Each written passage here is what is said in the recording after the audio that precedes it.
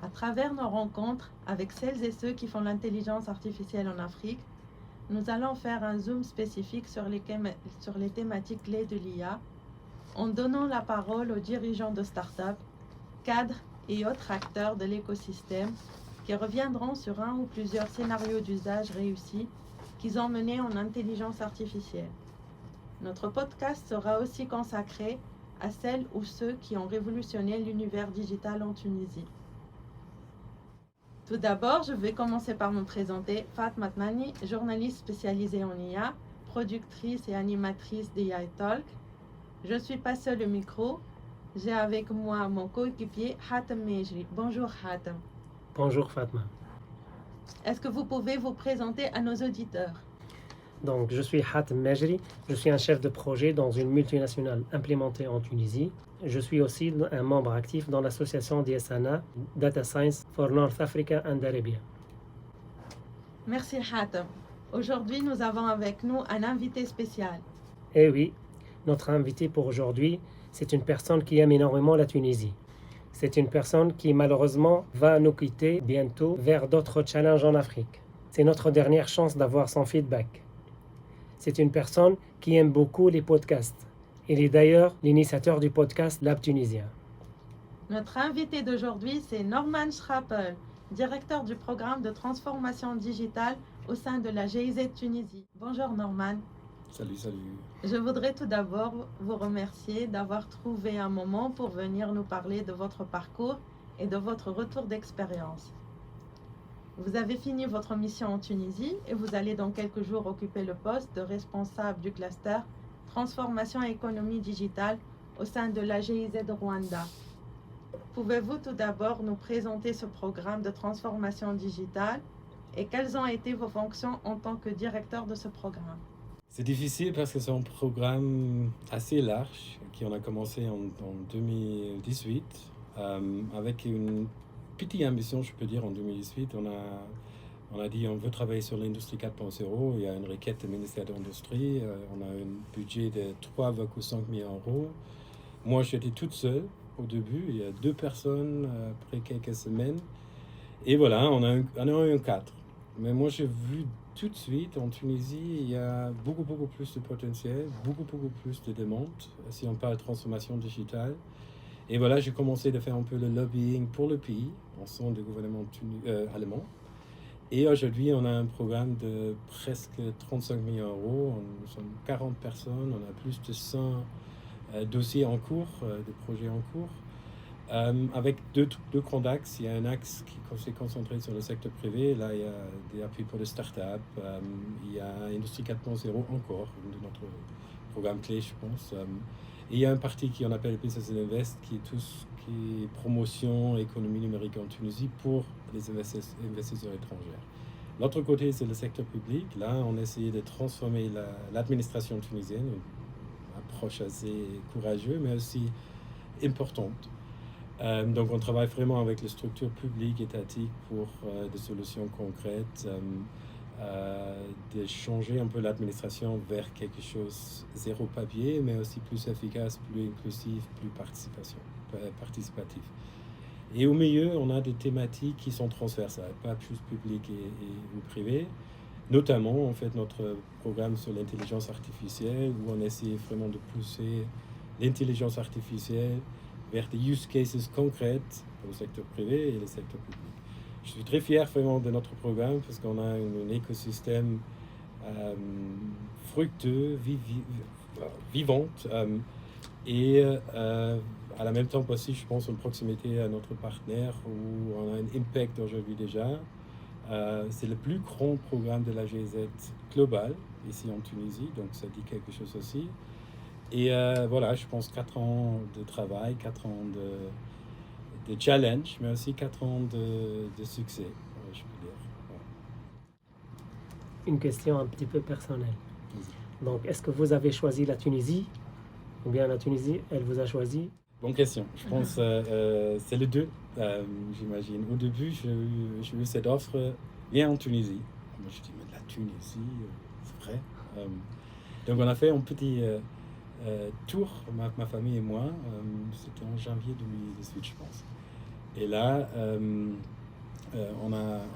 on est arrivé, on était 5 jours à la Médina de Tunis. On a eu un petit dar là, super joli, mais la Médina, c'est aussi assez particulier, quoi. Et après, on a fait 5 jours de Hammamet. Et surtout, on a voyagé un peu à Tunis, mais aussi entre Hammamet et Tunis. Et là, nous, on a choisi la Tunisie. Donc, en fait, c'était l'offre, mais aussi un peu l'expérience, la première expérience qu'on a eue ici en Tunisie qui était très agréable. Et on a dit, voilà, ça, c'est un pays où on veut vivre. Ça me rend plus curieux de savoir qui vous a introduit ou bien qui vous a accompagné dans la Médina, à la Hammamet. C'était le pur hasard ou... Oui, c'était une petite recherche sur l'Internet. Vraiment, on n'a eu aucune information sur qu'est-ce qu'il y a ici en Tunisie. Moi, je fais des vacances en 1994 ou quelque chose comme ça avec mes parents à Djerba.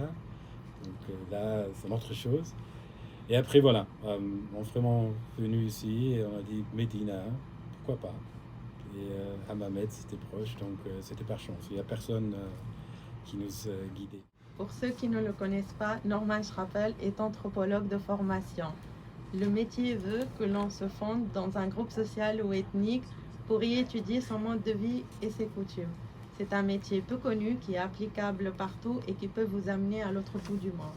J'ai appris récemment qu'au sein de ce domaine, il y a un nouveau champ de recherche qui est à la croisée de l'anthropologie et de la technologie, appelée anthropologie numérique.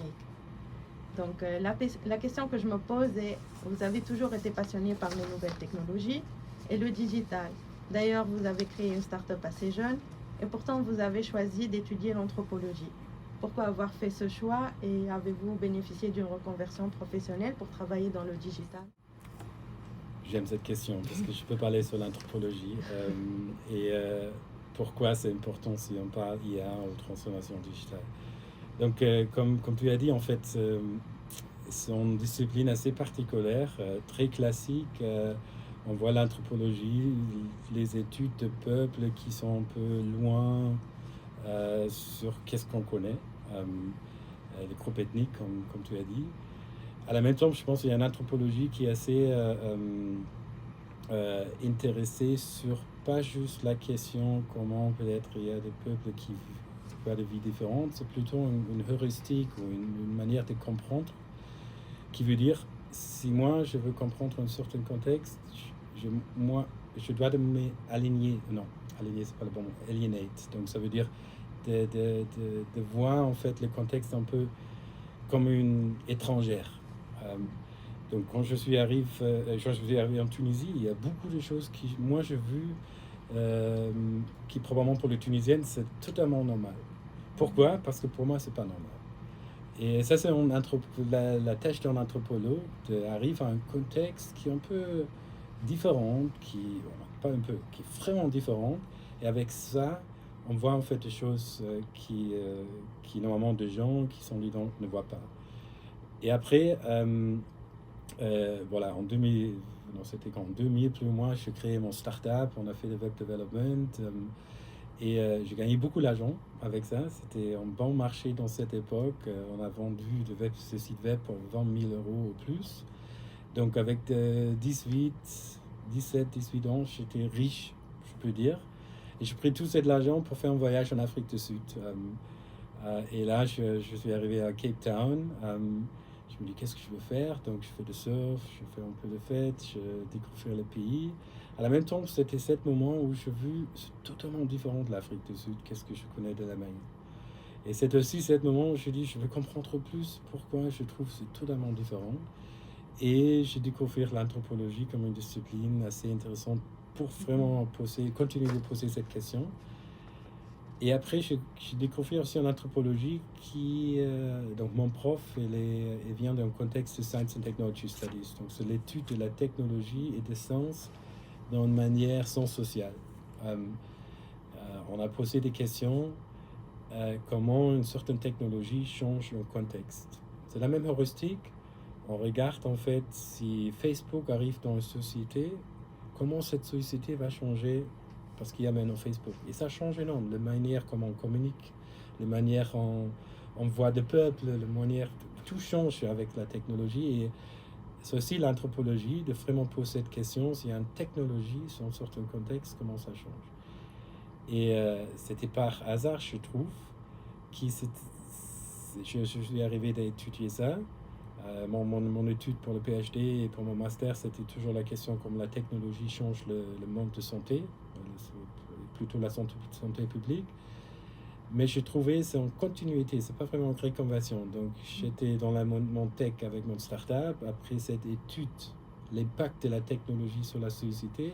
Et maintenant, qu'est-ce que je fais? C'est un peu implémenter des projets qui doivent avoir un impact. Et pour avoir cet impact, il faut de comprendre en fait tout ce changement qui vient avec la technologie. Donc d'une certaine manière, je trouve que nous sommes tous des anthropologues d'une certaine partie pour vraiment assurer un certain impact qui vient avec la technologie, ou peut-être pour comprendre aussi l'impact négatif qui vient avec la technologie qui est certainement aussi là. D'accord. Moi, en fait, je posais cette question parce que je me souviens, pour la reconversion professionnelle, comme j'ai fait donc la reconversion professionnelle avec la GIZ, que vous avez dit, je suis le fruit de la reconversion professionnelle allemande. C'est vrai. Mais en auto-reconversion, je peux dire, parce que d'une certaine manière, j'ai pris en fait mon domaine et transformer ou adapter ça vers un contexte qui normalement prend pas des anthropologues. Donc si je travaille dans la monde tech, c'est pas tout de suite évident. On prend un anthropologue avec nous. Mais moi, je peux dire aujourd'hui, il faut faire vraiment cette reconversion dans cette manière pour avoir une perspective qui, je pense, donne beaucoup de valeur. Une deuxième question en anthropologie. Votre premier contact en Tunisie, quelle est la différence majeure que vous avez fait face en comparant avec l'Allemagne, par exemple? La douane. Non, c'était... Moi, je dis... dans ma vie, j'ai 2 moments où j'étais stressé comme le maximum. C'était quand ma première fille était née et gérer la douane en Tunisie. Et vraiment, voilà, on est arrivé avec notre affaire. Il y a eu un papier qui a manqué dans le franchise. Quelqu'un a signé dans notre coin, ou je ne sais pas ce coin exactement. Et moi, je pensais on était prêts, tout cela. Et je suis arrivé à Radès, là. Et le mec a dit non, c'est invalide, non. Et notre affaires sont déjà arrivées. Je me suis dit, mais qu'est-ce que je fais? Je sais pas.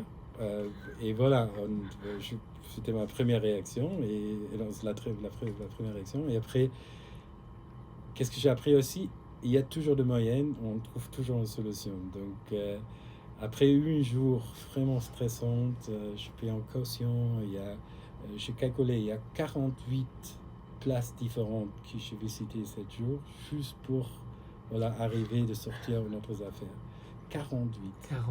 Dans 1 seul jour. Une petite tempe, la signature, enregistrée. Ouh là là. Donc ça, c'était quelque chose qui était assez particulier, mais quelque chose qui me dit beaucoup sur la Tunisie, parce que dans les dernières années, j'ai vu, certainement c'est quelque chose qui existe pour tout le monde. Il y a des façons différentes de gérer, certainement. C'est gérable d'une certaine manière, mais aussi c'est très frustrant de notre.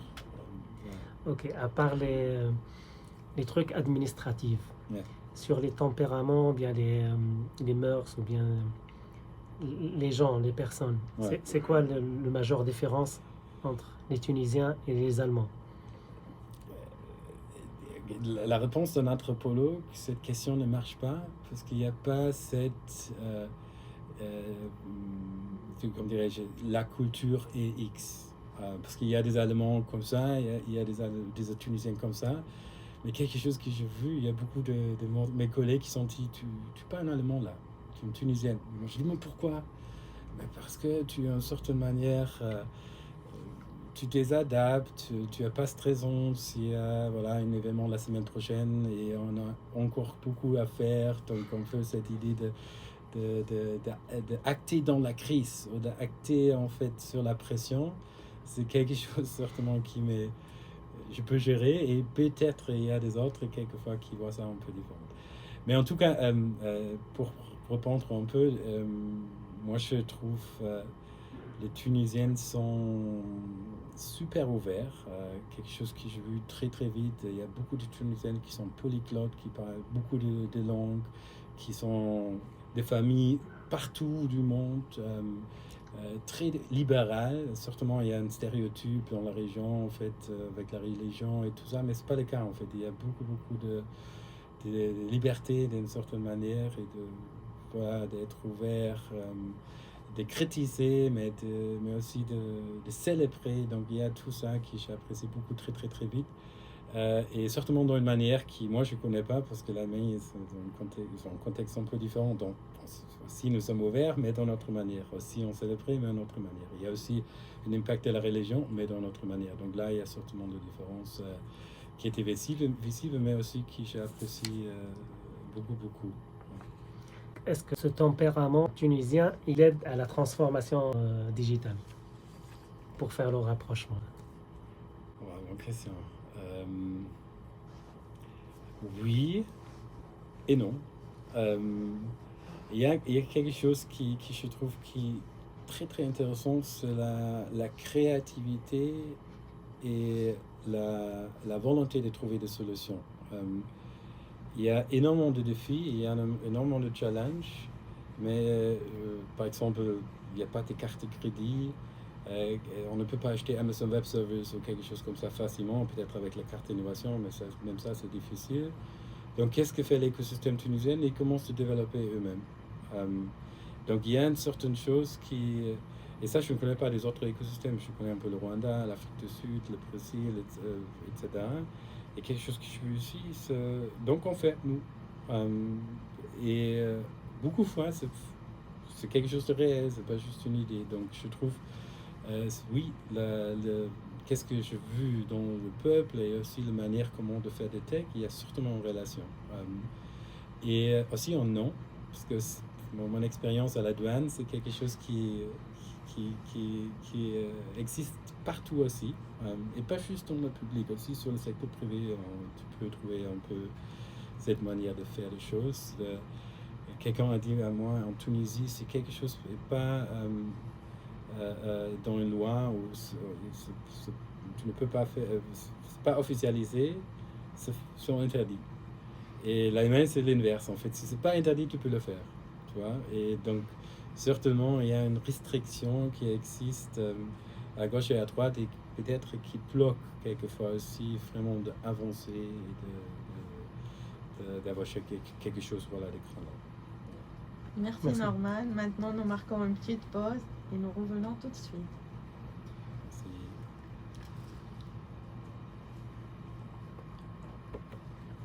Très bien.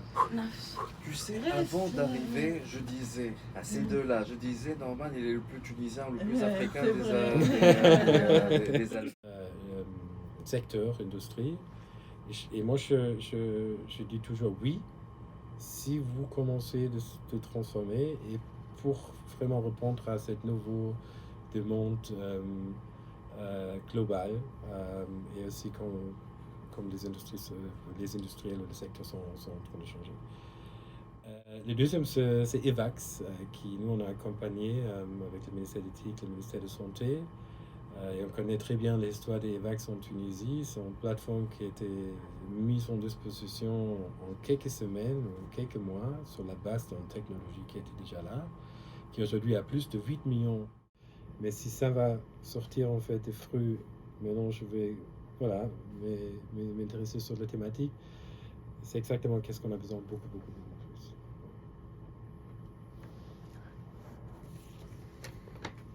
Ok.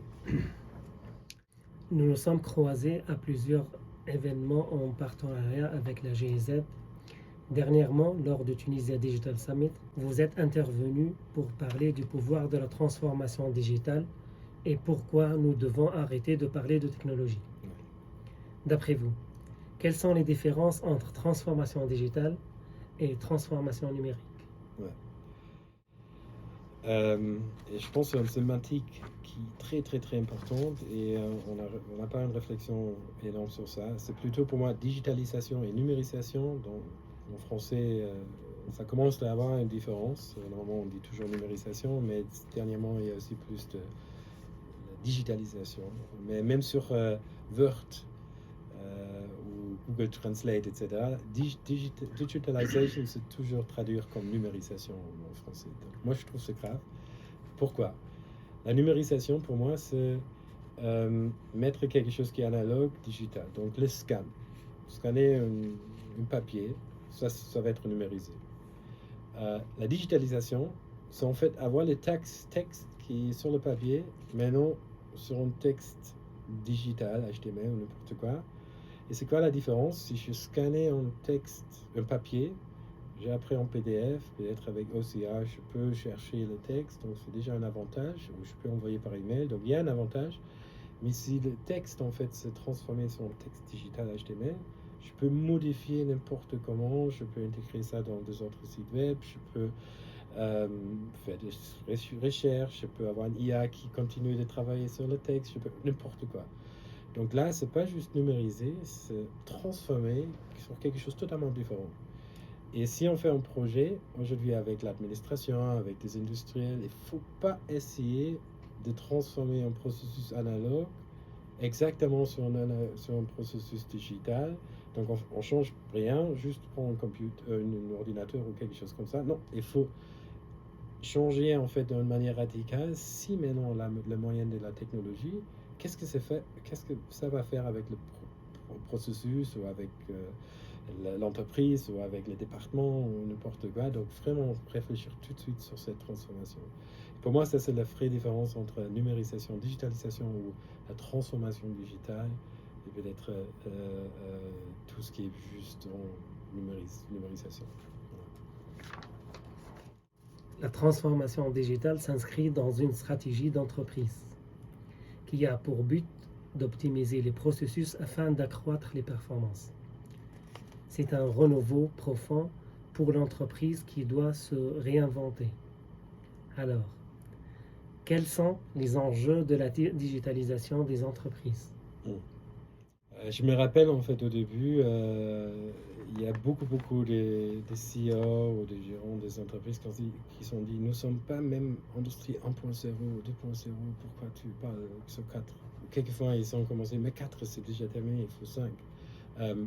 Mais peut-être ce n'est pas la bonne question parce que moi ce n'est pas une évolution nécessairement. Certainement si on parle en large, secteur privé, il y a des époques où il y a des technologies qui sont changées un peu l'industrie. Mais si je regarde ça en perspective d'une entreprise, ce n'est pas une question d'avoir une évolution en 2, 3, 4, 5 ou quelque chose comme ça. C'est plutôt comment la technologie peut impacter mon entreprise, mais certainement comment la technologie peut être moi de trouver des solutions pour mes challenges. Et ça dépend de l'industrie, la taille de l'entreprise,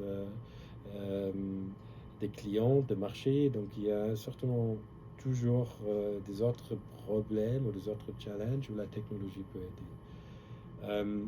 Et aujourd'hui, on a vu ça aussi dans notre travail. Il y a des entreprises qui bénéficient de la technologie pour gérer des ressources.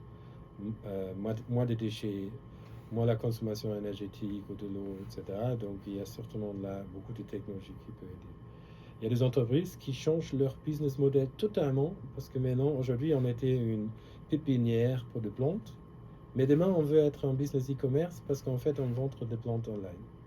Et voilà, c'est totalement différent. Tu vas aller changer les entreprises pour être en pépinière à être une entreprise qui fait la logistique, qui fait la vente online, voilà, tout ça, qui est totalement un autre enjeu à attaquer. Et je pense, voilà, c'est un peu là où il faut bien réfléchir, si je suis en entreprise, quelles moyens sont là, chez moi déjà, qu'est-ce que j'ai comme ambition, et qu'est-ce qui est faisable aussi. Et après, il y a énormément de potentiel que la technologie peut servir. Votre programme travaille essentiellement sur la transformation digitale du secteur public ainsi que du secteur privé. Pourquoi cette transformation digitale est-elle vitale pour la Tunisie? Parce que tout dépend de la digitalisation pour moi, de l'avenir en principe. L'avenir de la Tunisie dépend si on a vraiment des bons moyens de travailler sur la digitalisation. Pourquoi? Comme je viens de dire, je pense qu'il y a des secteurs classiques en Tunisie qui sont assez forts, textile, le secteur automobile, aéronautique, etc. Mais aussi, beaucoup des entreprises commençaient leur business dans les années 70, 80, quelque chose comme ça. Normalement, ce sont des familles qui sont en train de gérer. Ils sont encore en setup assez, pas comme une entreprise multinationale, mais comme une entreprise gérée familiale d'une certaine manière. Et à la même temps, il y a les chaînes de valeur globales qui sont en train de changer. Si je suis dans le secteur automobile, par exemple, et mes clients sont en Europe, en France, en Allemagne, etc. Et moi, je suis en train de produire des pièces pour la voiture. Il y a déjà les voitures qui sont en train de changer énormément avec les voitures électriques, etc. Mais aussi la demande des clients pour tout ce qui est assurance qualité, qualité infrastructure, etc. Il y a des demandes énormes. Est-ce que toutes les entreprises sont prêtes pour changer leur manière de faire la production pour les nouveaux demandes des clients? Peut-être quelques, mais pas tout. Est-ce qu'il faut investir sur le R&D, sur l'innovation, sur la digitalisation? Oui, certainement. Sinon, le business ou l'entreprise n'existe plus dans les prochaines 5 ou 10 ans. Sur le secteur public, probablement on peut souligner plus ou moins le même argument, parce que on a vu déjà dans la crise Covid, c'est un exemple, l'État n'était pas capable de livrer s'il n'a pas vraiment investi sur tout ce qui est digitalisation. Et dans l'avenir, on va voir exactement la même chose. Si l'État veut continuer de fonctionner, veut être prêt sur tout le challenge qui vient, il faut être prêt aussi avec en fait une infrastructure qui permette de livrer le service public, mais aussi l'administration même. En plus, donc ça c'est juste le status quo. En plus, je pense si on veut lever la Tunisie vers être concurrentielle, il faut investir sur l'avenir avec cette type d'infrastructure et technologie. Donc, d'après ce que j'ai compris, la transformation digitale n'est plus une option. Certainement. Et même à la même temps, il ne faut pas arrêter avec cette observation qui est très très importante. C'est pas juste une option, c'est clair, mais c'est aussi une question de quand je fais quoi et où j'ai des priorités. Parce que je pense qu'une grande partie a compris aujourd'hui qu'il faut investir, mais très très vite, et ça c'est dans les industries, avec les industriels, mais aussi avec l'administration, il arrive, c'est pas une option, mais où de commencer? Qu'est-ce qu'on fait? Où de commencer? Qu'est-ce qu'on fait maintenant? Est-ce que je dois changer mon business model totalement? Est-ce qu'il y a des solutions? Donc, c'est pas une option. À la même temps, il faut aussi tout de suite poser la question, si c'est pas une option, qu'est-ce que moi je peux faire tout de suite? Qu'est-ce que moi je peux faire dans 5 ans? Et qu'est-ce que moi je peux faire dans 10 ans? Et donc, certainement, il ne faut pas même discuter est-ce qu'on veut nous digitaliser, parce que ça c'est clair et faux. Il faut tout de suite commencer la discussion comment et avec quoi. Quel est votre conseil pour les sociétés qui nous écoutent maintenant pour commencer la transformation digitale? D'où commencer? C'est quoi la priorité? Ouais.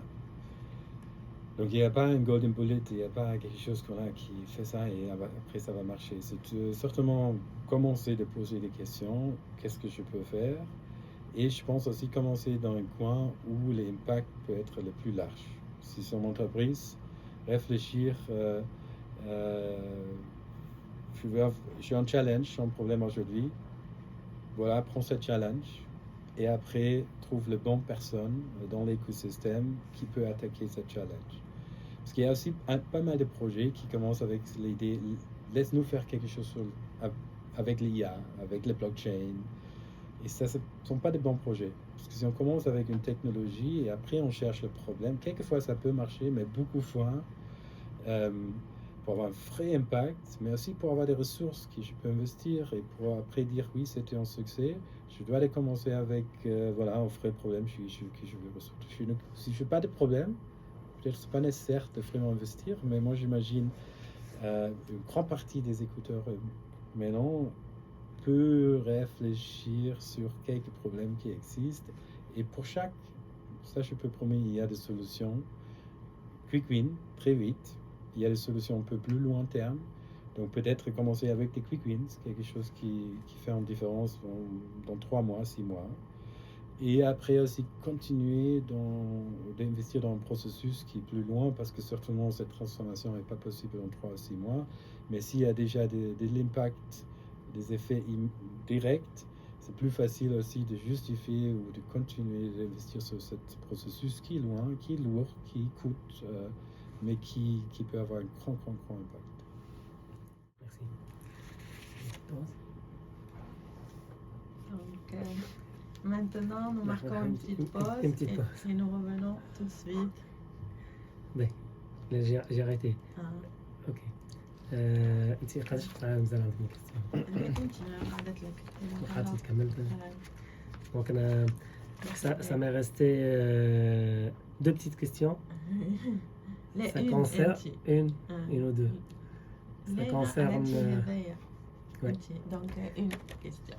Ça concerne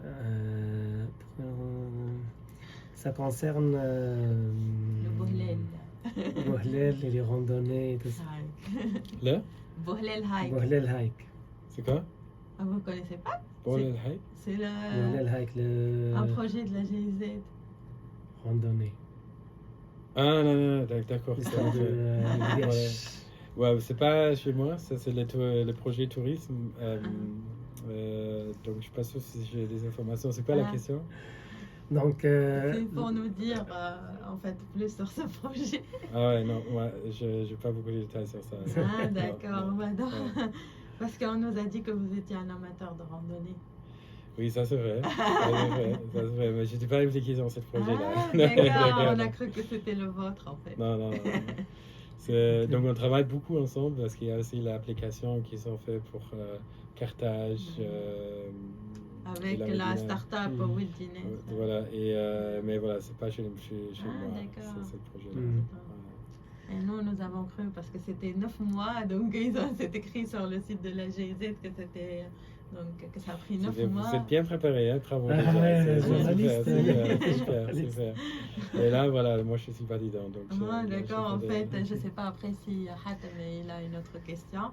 Bon, peut-être une question si après, en fait, vous allez tisser des liens entre la Tunisie et le Rwanda. Peut-être il y aura cette question, puisque vous allez donc. Et après, je ne sais pas si Hatem. Est-ce que vous avez des.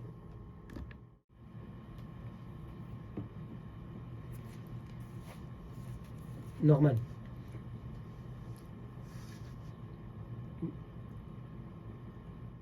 D'après vous, est-ce que la Tunisie peut jouer un rôle dans le développement de l'intelligence artificielle au niveau mondial?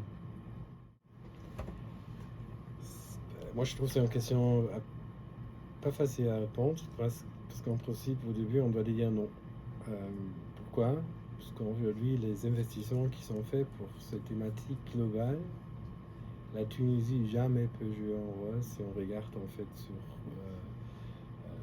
J'ai oublié en fait le chiffre exact, mais ce sont toujours des milliards d'euros, de dollars, de yens, voilà, en Chine, Amérique du Nord, en Europe, qui sont investis. Donc là, la Tunisie, même s'il y a beaucoup d'initiatives, on ne trouve jamais toutes les ressources qui sont investies sur l'IA. En même temps, moi je crois sur les talents, sur les écosystèmes qui existent en Tunisie, qui peut adapter l'IA, qui peut commencer de faire des recherches appliquées, de trouver les cas d'utilisation, de use cases pour l'IA. Et là, la Tunisie a un avantage. Pourquoi? Parce que dans le contexte, si je prends l'Europe, probablement ça va prendre énormément de temps jusqu'à la IA va être utilisée. Pour plusieurs raisons, de la protection des données, peut-être il y a des alternatives, parce que le problème est déjà résolu d'une autre manière.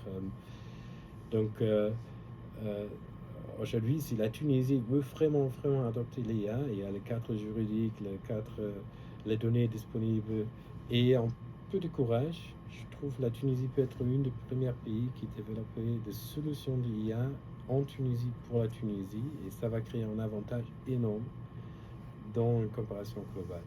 Donc si on vit un non, ça dépend un peu où on va aller et si on va vraiment capitaliser sur l'avantage qui existe ici.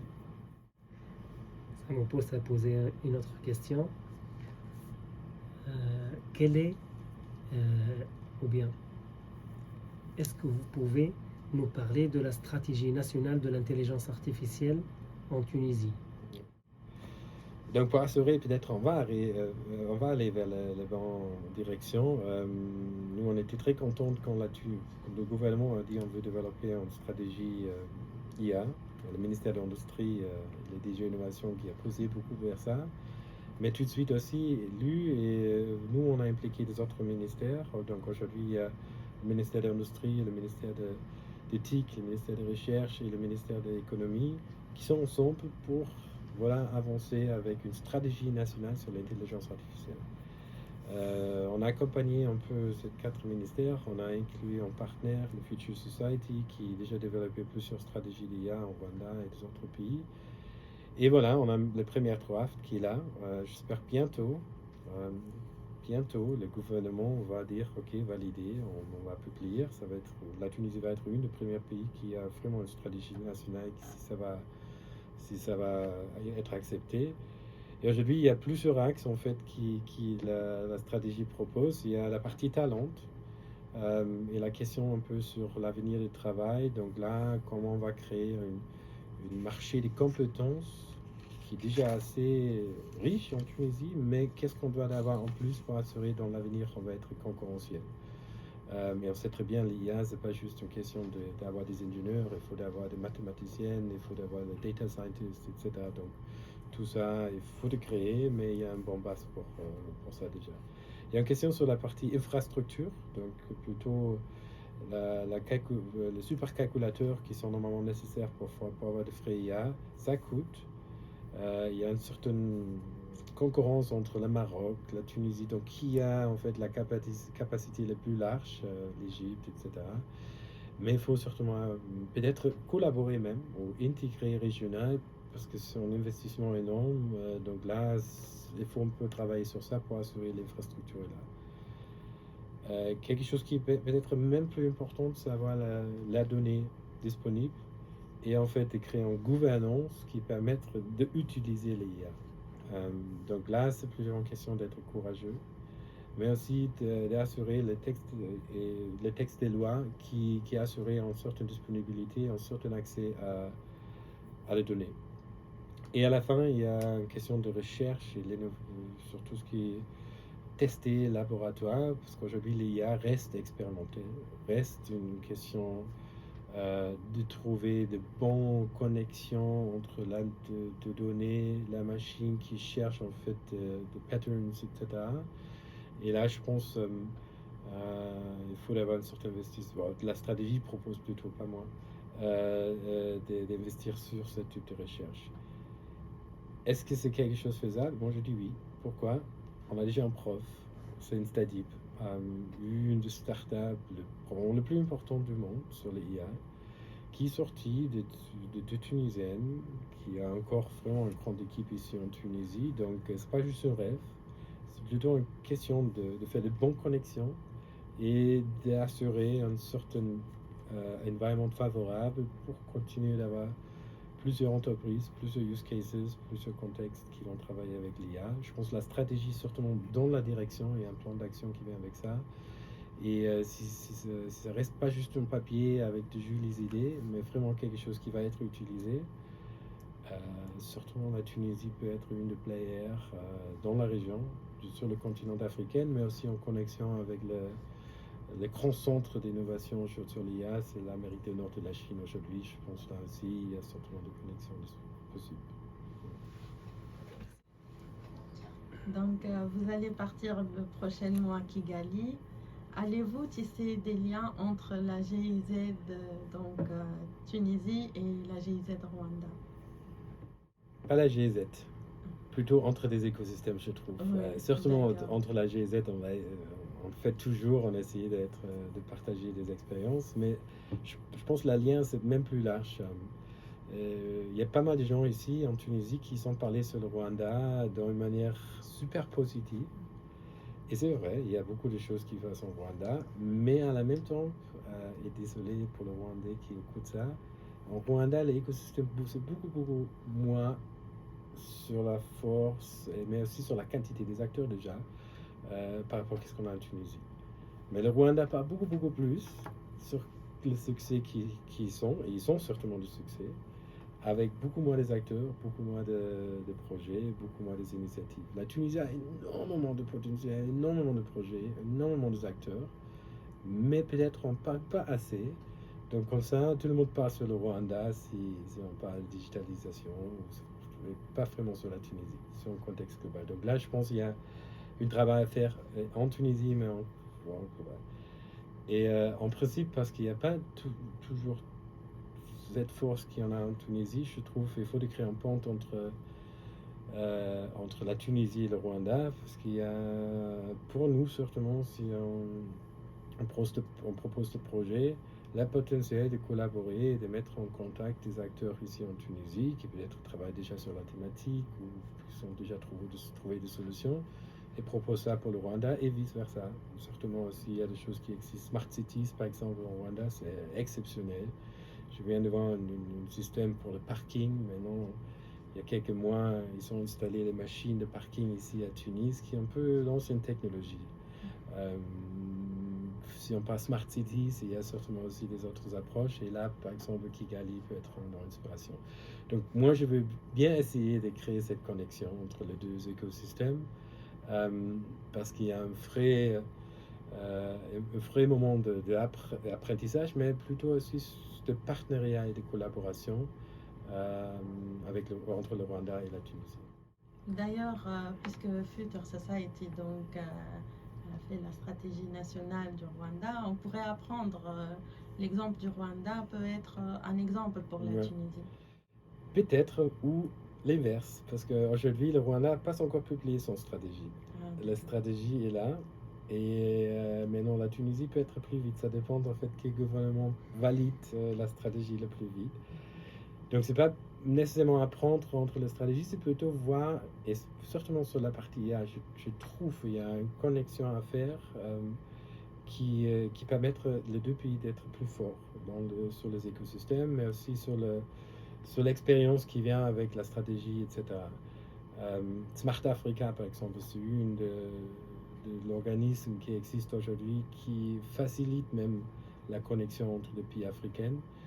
Donc je trouve en grande partie c'est déjà là, il faut juste assurer que les bonnes personnes parlent entre eux ou les bonnes entreprises sont connectées et donc bientôt je vais être une des promoteurs peut-être sur cette type de collaboration. D'accord. Donc j'ai appris que vous étiez passionné par les podcasts. J'aimerais savoir quel est votre podcast préféré. Yeah.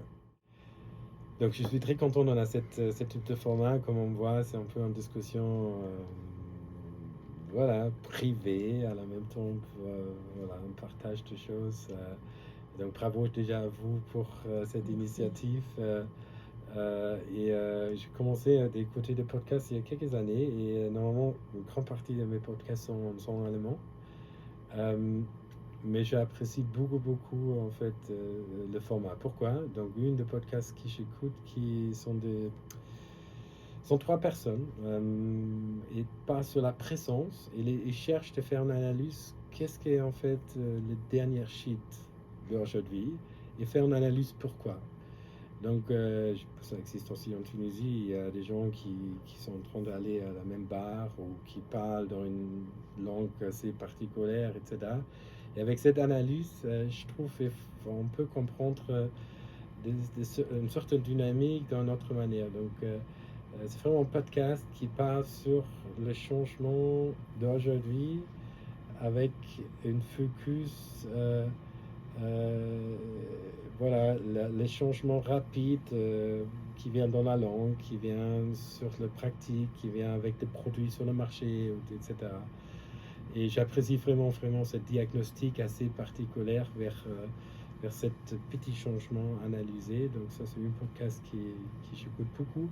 Il y a un autre qui est assez particulier. Ce sont aussi deux personnes qui invitent toujours un visiteur, un guest. Et ça s'appelle « Tous été dit ». Donc dans ce format, il invite le visiteur et le visiteur doit chercher un mot-clé au début. Et le podcast continue jusqu'à le visiteur va dire cette mot-clé. Donc quelquefois c'est 8 heures, 9 heures, discussions entre les trois. Normalement, c'est quelqu'un qui a quelque chose à dire, qui après un échange, etc. Donc, quelquefois, j'écoute 8 heures, tout c'était dit, jusqu'à le mot-clé dit par rapport voilà, le guest qui était invité. Donc, ça, c'est le deuxième. Et certainement, comme tout le monde, je pense, a un grand succès sont le True Crime Podcast, donc le podcast qui part sur la criminalité ou voilà, des cas. Donc il y a une qui j'apprécie beaucoup qui s'appelle True Crime Podcast pour moi. J'écoute ça aussi beaucoup. Après, je pense pour la Tunisie, il faut l'adapter un peu parce que la consommation de podcasts c'est peut-être un peu différente aussi des sujets, des thématiques. Donc je suis très curieux qu'est-ce qui arrive maintenant sur ce contexte maintenant de podcast studio là. Mais déjà bravo à vous de prendre cette initiative et j'espère bientôt, je vais toujours écouter maintenant de votre podcast et je suis très curieux qu'est-ce qui va sortir là. Est-ce que le premier podcast que vous écoutez se rapproche de l'anthropologie? Il n'y a pas vraiment de podcast. Il y a probablement. Mais cette première, comme je viens de dire, c'est plutôt des intellectuels qui font un diagnostic sur l'état des lieux de l'Allemagne. C'est très concentré sur l'Allemagne. Mais en principe, qu'est-ce qu'ils font? C'est l'anthropologie surtout, parce qu'ils cherchent un peu cette transformation récente à travers des petites observations qu'ils sont en train de faire sur leur vie. Donc oui, en principe, même si c'est pas titré anthropologie, c'est un peu... Moi je dis, nous sommes tous des anthropologues. Vous êtes des anthropologues maintenant avec cet exercice de vraiment essayer aussi de comprendre peut-être mon perspective. Donc c'est un exercice qui peut se valoriser parce que voilà, dès qu'on fait des perspectives différentes, je pense que c'est toujours quelque chose qui crée en valeur. Mais comment rester 9 heures à écouter un podcast? Comment vous faites? Ouais. Donc moi je fais des pauses là, c'est pas 9 heures. J'imagine les producteurs, eux, ils restaient 9 heures pour faire ce podcast. Mais maintenant, on a fait combien? 1 heure peut-être ou quelque chose comme ça. Ça passe aussi vite, hein, s'il y a une certaine discussion et si ça vivant. Mais certainement, quelquefois ça prend 3, 4, 5 jours jusqu'à j'écouter cette 9 heures, parce que c'est toujours 2 ou 3 heures. c'est loin. Il y a une, c'est en allemand, mais s'il y a quelqu'un qui parle allemand, il y a Richard Sorrell, qui est un allemand qui travaille dans le Silicon Valley. Il est en fait la coryphée sur tout ce qui est speech data, intelligence artificielle. Donc lui, par exemple, il a un podcast de 8 heures.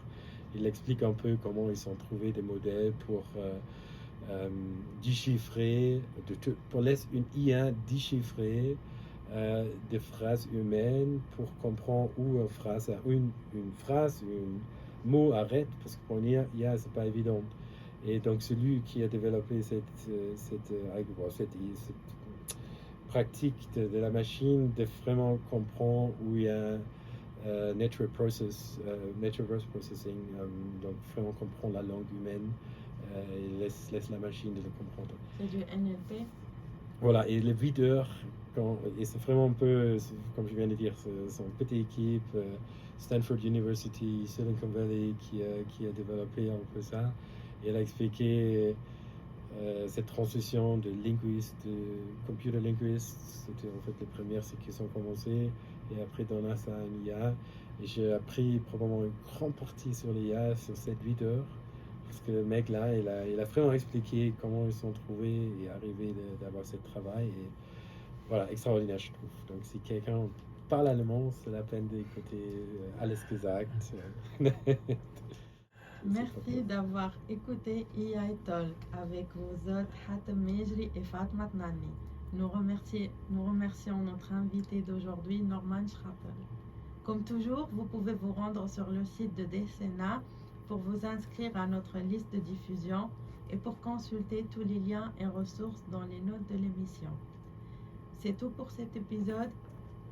À la prochaine. À la prochaine. Merci.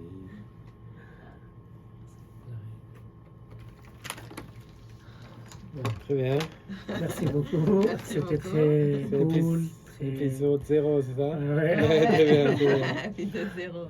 Non, c'est J'ai une vrai, c'est question bien. par Vas-y. rapport à l'université, là où vous avez fait votre Ouais, doctorat. ouais.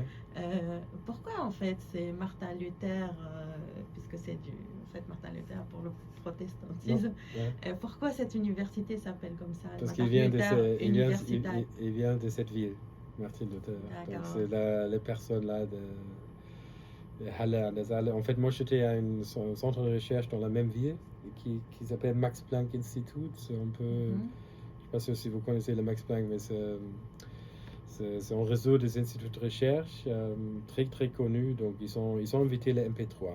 Ils ont beaucoup de choses qu'on utilise aujourd'hui viennent de cet institut de recherche. Mais ce sont des instituts de recherche, donc ils sont toujours rattachés à une université, comme cet institut de recherche, c'était le Max Planck Institute pour l'anthropologie, c'était à Halle, et Halle c'est la ville de Martin Luther. Donc voilà, c'est l'université, c'est vraiment très bien, vous savez toutes les informations là. Bravo. D'accord, merci beaucoup. Et je pense que si vous continuez comme ça, c'est là où en fait il y a c'est vraiment cette nouveau là, on peut bien rechercher et après en discussion sur ça, je trouve ça va. Donc elle est une journaliste donc. Ouais, une vraie journaliste. Ouais, le prix de reconversion professionnelle. Tu as fait quoi avant? Moi j'ai fait expertise comptable.